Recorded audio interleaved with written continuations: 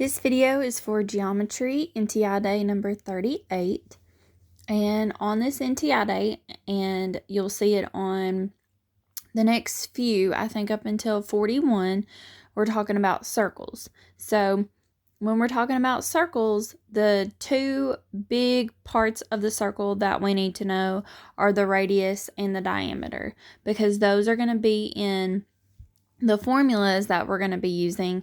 And on these NTI days, we're just going to do area and circumference. So the radius is a segment on a circle that starts in the middle and then goes to the end. So that is a radius. The diameter is a line that goes through the middle. So it goes from the end to the middle to the end. So it's twice the radius, or the radius will be half of the diameter. So up here in this example, if my radius is 4, my diameter would be 8. Or if I knew my diameter was 20, I would know that the radius would be half of that, 10.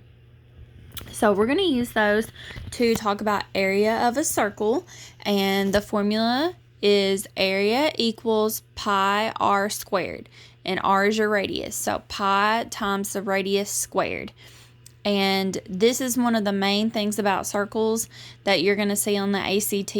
Usually it's kind of embedded into problems, but you do need to know that formula. That's one that you would need to have memorized. So these two examples here are just about how to find the area, and all we're doing is using that formula. So here's my picture, and it gives me the radius is 11. So all I'm going to do is put it into my formula for r, the radius. My radius is 11. So I've done that here, pi times 11 squared. Or if you want to rewrite it the other way, if you want to do 11 squared, ooh, that's sloppy, sorry.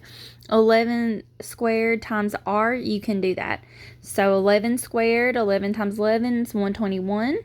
And usually when we write it, we will see the number first. So 121 times pi. Usually on the ACT, it does want you to just leave your answer choice or your answer like that with pi in it. Obviously, if it didn't have pi in it, we would do 121 times pi. So if you want to try that on your phone, I'm going to type it in on my calculator, 121 times, and I'm not going to worry about, finding a pi button or anything. I'm just going to do 3.14. And that's 379.94. 379.94. So it could have you answer either way. All the ones that we're going to do are going to be answered with pi in our answer, because I think that's what you'll usually see on the ACT. So all I did was plug my 11 in, because that's my radius. 11 squared, 121 times pi. That's my answer. On this next example, it does give us the diameter this time. So my formula uses the radius. So if I know my diameter is 24, my radius is half of that. So over here, I made that note for you that the radius is 12. That's the number that we're going to put into the formula, because the formula uses radius.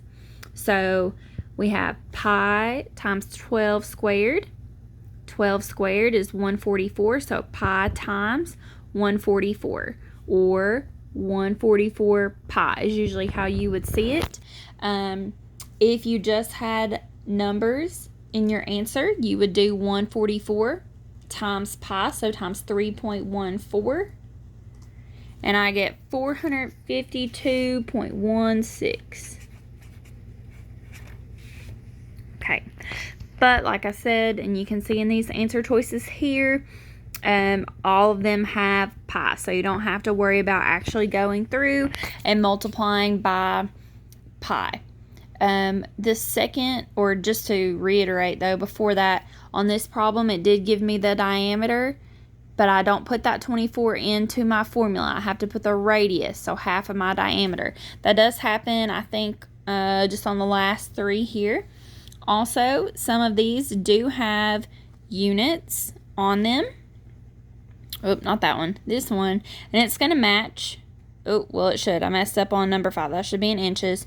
But the reason that it has the exponent of 2 is that's just the unit on area. Units squared. So don't let that throw you off. That's just always on a problem with area. Squared feet, squared inches, or whatever you have.